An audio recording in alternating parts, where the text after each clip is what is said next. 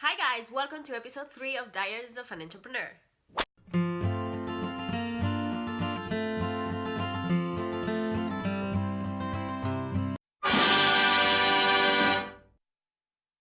So today I have a different setting. I always have my beautiful background here or outside, which is so cool. But I wanted to show you guys how my office really looks like and any entrepreneur's office that is not OCD. But it's also like that because we are moving.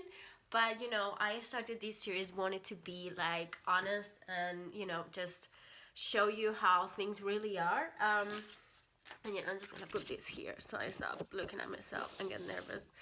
So I just wanted to show you guys how it actually looks like. I can always use my perfect background, but I just wanted to have to show you my mess so you don't feel bad about your mess. So how I almost $500,000 business.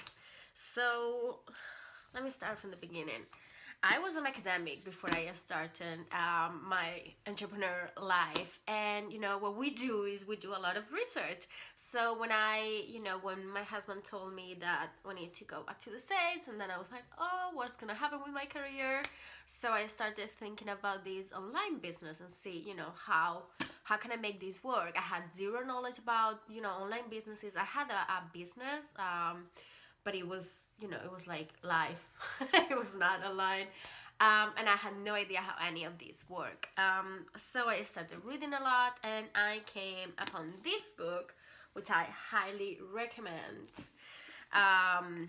Even though what I'm gonna tell you next, but I highly recommend it. It's called The Lean Startup, and I love it because it talks about entrepreneurship and launching businesses or products, but it comes from a very smart way in which you kind of test things before you go all big. So you can just have your minimum viable product, and you do things in a way that whenever you go for it, it's going to be successful, instead of spending thousands or more than thousands of dollars and then just saying I didn't really have a business here. So I love this book, and then I love it, but at the same time, it almost crashed my business. I remember I started reading it, and then there was this Spanish guy. He was doing a video series about the content on this book, so he was talking about the Lean Startup. And I remember going to the gym and have my iPad in there. Meanwhile, I was running, I was listening. I was just that kind of person that needs to absorb a lot and then I take action. So I was running, I would listen to him and everything that he was saying in these things, and I was just thinking like any of this fits my idea. So I remember this one day that I was running in there, and then I don't remember, he was talking about market size and all these things, and I got an anxiety attack. I had to stop, I had to go back home, and I swore I will never listen to this guy again. Nothing against him, but it was just such an anxiety point for me, because in this book they explain something which I understand is super important. They talk about market size.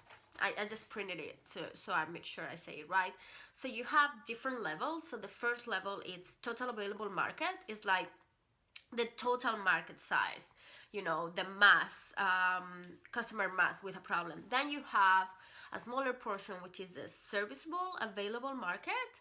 And that one is, okay, from all this mass market, who can use your solution, who can use your business.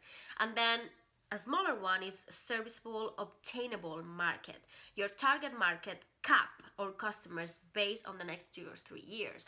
And it has this this is the 3 levels. And I remember doing this exercise, and my business was not gonna make it. So one of the things that I think is the best book, and I think it was crucial for me, it's that it gives you this perspective. It makes you think on a bigger scale. It makes you see the big picture, so if you have a business or not. And I didn't. So this was telling me that my business was not going to succeed, because theoretically it was not going to. And that's when I took the decision to say, okay, you know what, I'm still gonna give it a go.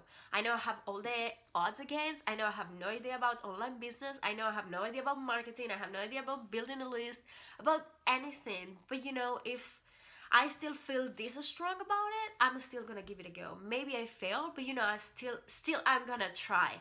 So I'm gonna ask you this first. Do you have this big vision that you need for your business? Or is something that is doable, or it's something that you know it doesn't really have foundations? I think that's one of the biggest problems that we have today. That businesses don't have foundations, so then they crumble.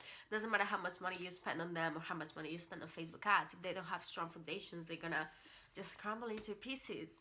And then the other question is like, are you letting other people's opinion, let's say, like dictate your journey? So I would like to ask you guys to just, you know, think about it and think if you are having the right foundations and if you are actually listening to yourself and to your intuition. Because easily, if I was listening to this, you know, I will just have destroy more than $500,000 business. But I trusted my intuition or my stubbornness. I'm not sure what it was, or maybe a mix of both. So I just stubborn enough to try this and to wait, because you know I did this. I took the decision, and it didn't. You know, it did. I didn't go from 0 to 100 in one night. So it took a lot of patience as well. So do you have what it takes? Do you have that patience? Do you have that stubbornness? But also, do you have the foundations for a business? I would love to have a conversation with you guys about it. And yes, keep on researching, but do not let that research get you out of your way.